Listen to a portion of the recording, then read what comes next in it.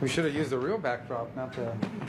Well, I just a couple points, and we'll answer your questions, and I'm sure you're dying to get home. So, first, I want to thank Canada. They did a great job of hosting this, and Foreign Minister Jolie, who had to leave here. She's going to go be sworn in, remain in her post, and she's become a friend in the last few weeks as we've worked together. I knew her a little bit before, but gotten to know her now, obviously, in this role. They did a great job of hosting it, a beautiful place, and so we're grateful to them. I think we have a very strong statement from the G7. Hopefully you've gotten that by now and have been able to see it.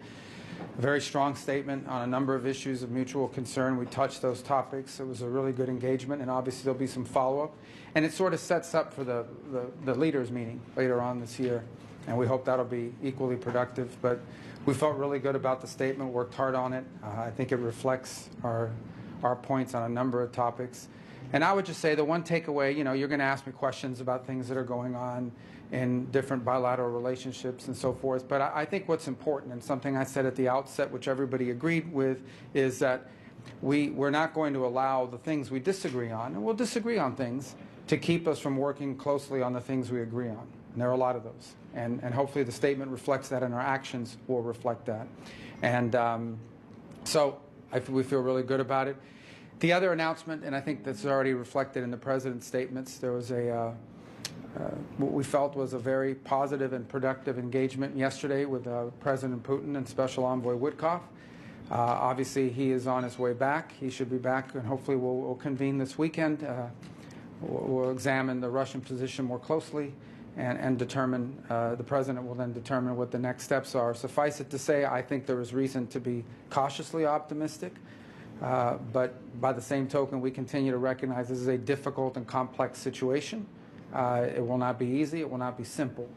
But we certainly feel like we're at least some steps closer to ending this war and bringing peace. But it's still a long journey. It's a journey of many steps. But this is positive momentum. Obviously, we'll see what Russia and others are willing to do. It's not just Russia. Obviously, it has to be things acceptable to Ukraine. But it's been a good week in that front, but there's a lot of work that remains to be done. But, there's reason to be cautiously and optimistic, but we'll know more once Special Envoy Witkoff, Ambassador Witkoff returns, and we have a chance to all convene and talk about it. And obviously, the President is the ultimate decider on next steps for the United States. Okay. Mr. Secretary, do you trust Putin? I think it's an irrelevant question. I think in foreign policy, it's not about trusting, it's about action. It's about things that you do. So in the end, on something like this, you can't just say you want peace, you have to do peace. And that's true for both sides in any conflict, so in any war and in any engagement. So I think ultimately, all these things, I would just encourage you guys, if we're going to be serious about foreign policy, to sort of navigate away from some of this is not a reality show, this is not about personalities, this is very simple. You either do things or you don't. There are things you are doing and things you're not doing.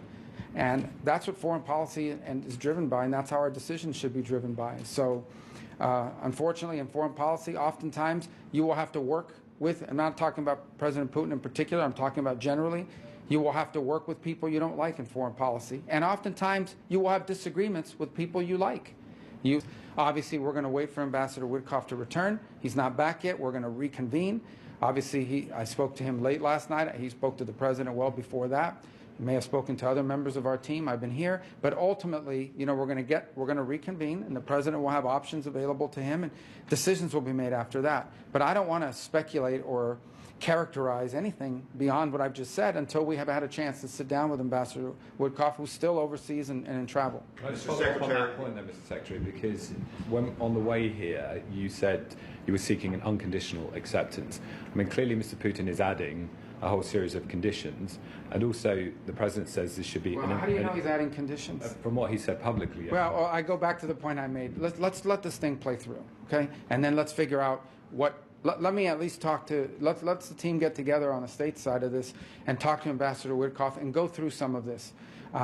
Again, we're not going to be involved in this process where I'm being asked to stake a position of U.S. policy on the basis of what someone said at a press conference yesterday. So we're going to work through this thing in a normal, sane fashion. We'll figure out where we are based on what I know at this moment. With my conversation with Ambassador Witkoff, he's not here yet, is we're going to I feel like there's reason for cautious optimism. I think the president shared that today in his True Social post. But there's a lot of work. No, I have never told anybody that this is going to be easy, fast, simple, slam dunk. It'll be hard, but it's important work. We are a better place today, I hope, I believe, we have reason to believe, than we were a week ago. But we still have a long ways to go. It could come together pretty quickly if everyone aligns, but I don't know how aligned we are yet. That's what we're about to find out. So cautious optimism is about the best phraseology I could use at this moment. Based on what we know, we're going to keep working on it. Mr. Secretary, the statement that you... I'll get to everybody. But it's just the fundamental element of the president's proposal was it should be an immediate ceasefire. Sure, and that's the question is proposal. how long does Putin have? Well, in terms of long for what? How long does because there are those who say he's playing for time, but this is adding conditions, adding... Well, this war's been going on for 3 years. So I think the question, and with no end in sight at this point, without this intervention by President Trump. So I think the question is, is the fundamental question really is not how long. I think the question is, are we actually moving towards a ceasefire, or is this a delay tactic? I'm not going to answer that because I can't characterize that for you right now. I think we'll know sooner rather than later, and a lot of that will be based on the conversation Ambassador Witkoff had yesterday and other factors that are in play. But we're not there yet, but we will get there. We want it to be, the president wanted it to be yesterday and the day before.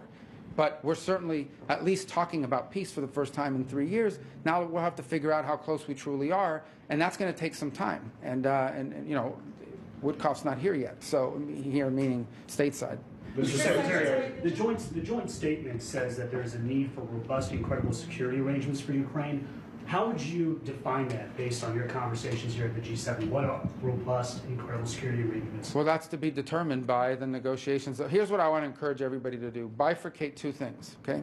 The ceasefire and the conditions for everybody to stop shooting at each other. What will it take to get everybody to stop shooting at each other? And then moving to a negotiating table on settling the war with finality. Two separate processes.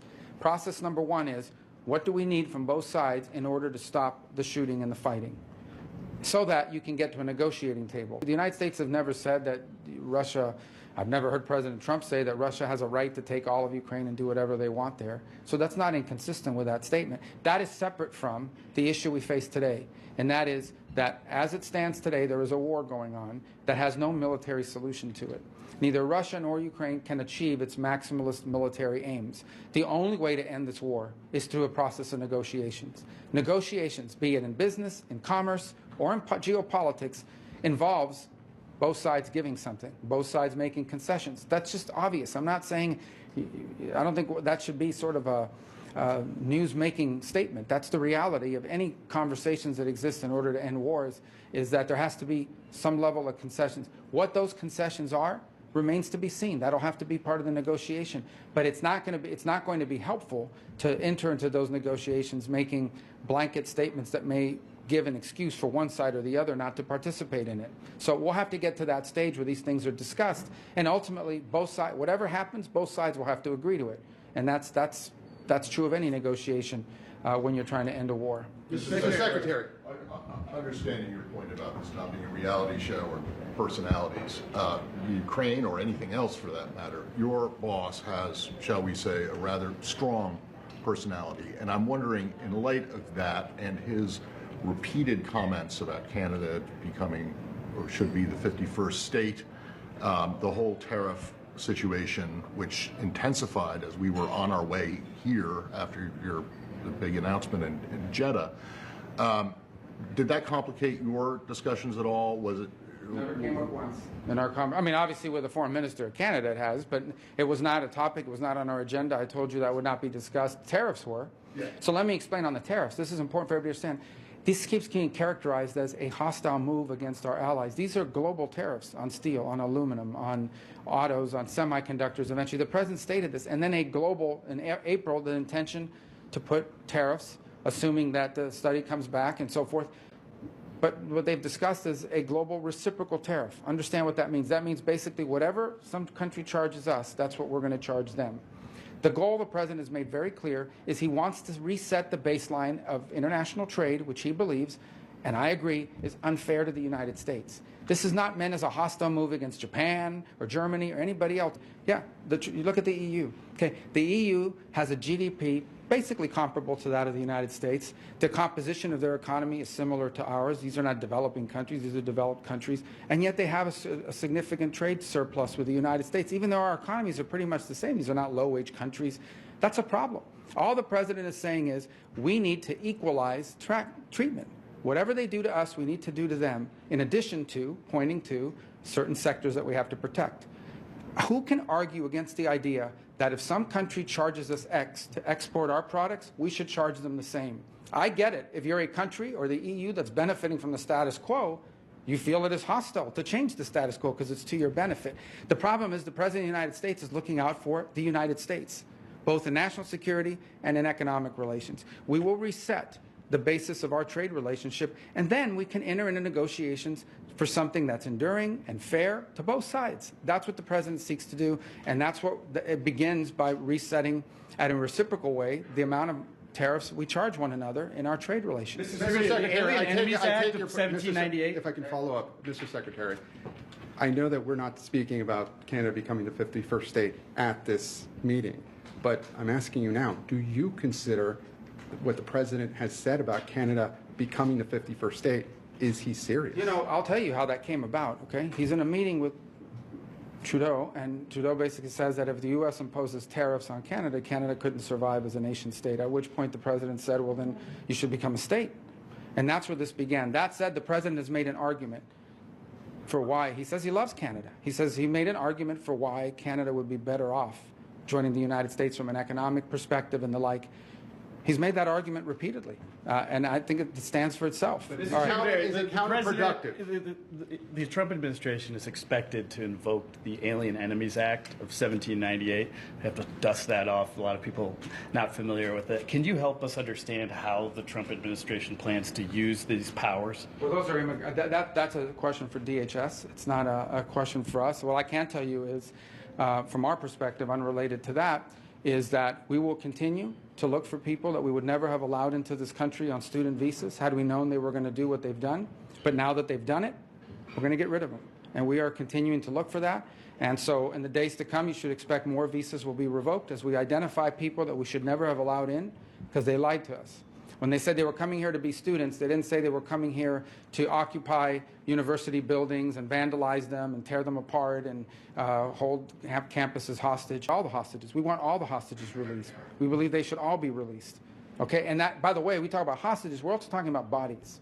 Okay, and these trades are being made, and they're ridiculous trades. I'm talking about 400 people for 3. These are nuts. And on top of that, you see the condition these people are being released in. So this is think about what we're talking about here. I mean, we're sitting around as the world sort of accepting that it's normal and okay for you to go into a place, kidnap babies, kidnap teenagers, kidnap people that have nothing to do with any wars, that are not soldiers, that are not anything, and taking them and putting them in tunnels for almost a year and a half. And we're acting like if this is a normal exchange, this is a normal thing that happens. This is an outrage. So they should all be released. So I'm not going to comment on what we're going to accept or not accept, other than all of us. The whole world should continue to say that what Hamas has done is outrageous. It's ridiculous. It's sick. It's disgusting. It should never have happened. And we shouldn't accept it as normal, as a normal negotiation. We're just dealing with some savages. That's it. These are bad people. Terrible people, and we need to treat them as such. But that said, we want all the hostages out. Is there an off-ramp for this trade war? Mr. Secretary, there was a report that was required at the State Department as one of the first executive orders asking for countries to be identified that had insufficient vetting. Has that report gone over to the White House yet? I'm sure you mean we had a deadline to meet that. I'm sure we've met the deadline, but I have to take that back, and we can get you an answer for that specifically. Is there an off-ramp right. for the trade war, Mr. Secretary? About territorial integrity. About what? Territorial integrity Yeah, for you already Ukraine. asked that, Yeah, so you said that Ukraine would have to make concessions both sides. So will Russia, right. What is your description of territorial integrity when it comes to Ukraine? Is it pre- Guys, again, that's what we're going to have. Let's please. I get it, but let me just put it to you this way. There's 2 processes here. Process number 1 is how can we get shooting to stop? Because we think it's very difficult to negotiate peace while there's still shooting going on and attacks. What can we do to get that to stop to the extent possible? How can we get as much hostility as possible to stop so we can get to phase 2 of this process, which is negotiating these things that you're asking me about? I'm just stating the obvious. When people sit down and negotiate an end to wars, there's usually a give and take. What that give and take is depends on the parties that are at the table. We're not going to predetermine anything, but that's what's going to take to end the war. If there's an off-ramp on the trade, it's not about an off-ramp on the trade. There's not a trade war. This is the United States is resetting its trade relations globally, okay, and resetting relations globally to a level of equilibrium, to a level of reciprocity. And then once that's reset, we can then engage in the process of bilateral talks with Japan, with the UK, with France, with Germany, with the EU, whoever, to figure out, okay, how do we reset our trade relations so that it's fair? Because right now it's not fair. It's as simple as that. That president has stated that repeatedly. And so these are the steps that it takes to get us to that point. You can't, if you do it the other way, which is let's renegotiate, or why would they renegotiate their trade relationship with the United States if the status quo is beneficial to them? Why would someone give up something that's good for them? You have to make it fair, and then you can negotiate out, how do we get to a place that's mutually beneficial? Because the current piece of it is just not sustainable. All right? How's your relationship with Elon Musk? Thank you, guys. Thank you. Thank you. Thank you. Thank you, sir.